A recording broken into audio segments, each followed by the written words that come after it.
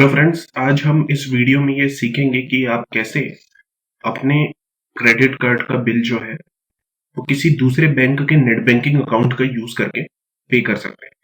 देखिए, इस वीडियो में मैं आपको दिखाऊंगा कि कैसे मैं एचडीएफसी बैंक के क्रेडिट कार्ड का बिल अपने स्टेट बैंक ऑफ इंडिया के नेट बैंकिंग का यूज करके पे कर सकता हूँ। तो देखिए, यहाँ पर मुझे बैंक ने ये एक यूआरएल दी है बिल डेस्क की। बिल डेस्क जो है अपना एक बहुत ही पॉपुलर पेमेंट गेटवे, जैसे आप देख रहे होंगे यहाँ लोगो है एक।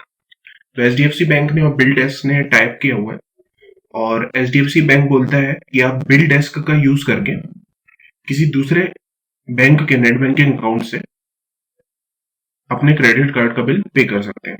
तो देखिए, आपका हो सकता है बैंक कोई दूसरा हो सकता है एचडीएफसी ना हो, कोई और हो। तो मैं आपको ये बोलूंगा कि आप अपने बैंक के कस्टमर केयर को फोन कीजिए और उनसे बोलिए कि आप किसी दूसरे बैंक के नेट बैंकिंग का यूज करके आपके क्रेडिट कार्ड का पेमेंट करने की फैसिलिटी देते हैं क्या, क्रेडिट कार्ड का बिल पेमेंट करने की फैसिलिटी देते हैं क्या।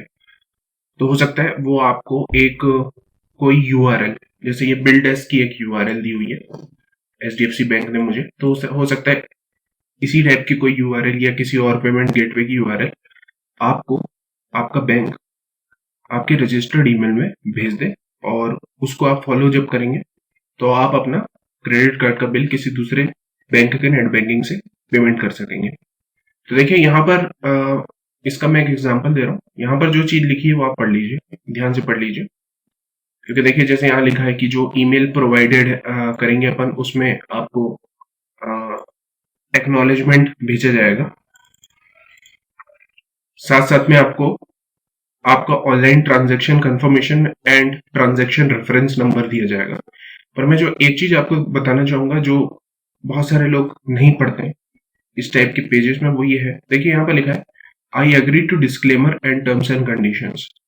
इस पे अपन चेक बॉक्स पे टिक करते हैं और पे कर देते हैं, पर नहीं, ऐसा नहीं करना है। Disclaimer and terms and condition पे जाइए, क्योंकि अब आप third party payment gateway use कर रहे हैं अपना बिल पेमेंट करने के लिए। तो देखिए, मैं बोलूंगा इसको आप थोड़ा सा पढ़ लीजिए, जरूरी है थोड़ा सा, मतलब आपको क्लियर हो जाएगा। अब यहाँ पर देखिए लिखा है payment will be credited to the HDFC Bank credit card account in 3 working days. Please make payment strictly to the extent of outstanding on your HDFC Bank credit card. देखिए, यहाँ पर मैं आपको दो चीज बताना चाहूंगा। ये दो चीज, पहली चीज ये कि जो थर्ड पार्टी पेमेंट गेटवे का आप यूज करके जो अपना क्रेडिट कार्ड का बिल पेमेंट कर रहे हैं, तो कम से कम 3 से 5 दिन या 7 दिन पहले कर दीजिए।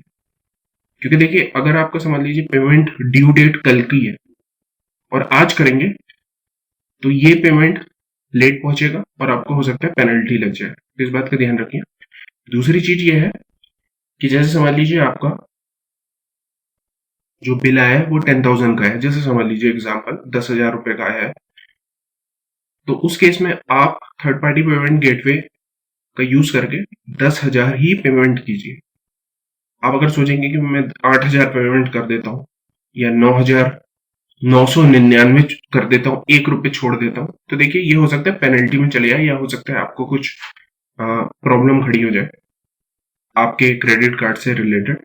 तो मैं आपको यही बोलूंगा कि आपका जितना बिल आया है उतना पूरा का पूरा आप कोशिश करिए कि आप थर्ड पार्टी पेमेंट गेटवे से पे कर दें किसी दूसरे बैंक का नेट बैंकिंग यूज करके। तो देखिए, आगे बढ़ते हैं अपन। अब यहाँ पर देखिए, मैं इस पे बटन पे क्लिक करूंगा। अब यहाँ पर ये बोल रहा है HDFC bank credit card number, तो यहाँ 16 डिजिट क्रेडिट कार्ड नंबर अपना टाइप कीजिए, जो भी आपका क्रेडिट कार्ड नंबर है, भले वो वीजा, मास्टर कार्ड या कोई और हो। फिर देखिए री एंटर कार्ड नंबर, फिर टाइप कीजिए ईमेल। ईमेल यहाँ पर जो आप टाइप करेंगे वो वैलिड होना चाहिए, क्योंकि आपकी जो इस ट्रांजैक्शन से रिलेटेड डिटेल्स है या एक्नॉलेजमेंट ईमेल है जो भी है, वो इस ईमेल एड्रेस पे आएगा। पेमेंट अमाउंट, जैसा कि मैंने आपको बताया कि वही अमाउंट पेमेंट कीजिए जो आपका क्रेडिट कार्ड का बिल है। भले मतलब आप कुछ पैसे भी नहीं छोड़िएगा। जैसे समझ लीजिए आपका क्रेडिट कार्ड का बिल आया है ₹3000.50। तो आप ₹3000.50 पेमेंट कीजिए। 50 पैसा भी मत छोड़िएगा, क्योंकि मैं बोलूंगा जितना बिल आया उतना ही आप पेमेंट करिए। अब देखिए, आप पे फ्रॉम लिखा है, पे फ्रॉम में आप अपना जो भी बैंक है जिसके भी थ्रू आप करना चाहे पेमेंट तो कर सकते हैं। तो देखिए, यहाँ पर मैं फिलहाल state bank of India select कर लेता हूँ। अब जैसे ही मैं पे बटन पे क्लिक करूंगा तो मैं सीधे स्टेट बैंक ऑफ इंडिया के नेट बैंकिंग वाले पेज में पहुंच जाऊंगा, जहां पर आपको अपना यूजर नेम पासवर्ड एंटर करके अपने पेमेंट को ऑथराइज करना है। तो स्टेट बैंक से पेमेंट कट के आपके एचडीएफसी बैंक के क्रेडिट कार्ड पे बिल डैश भेज देगा, जैसा कि आपने पढ़ा 3 वर्किंग डेज में।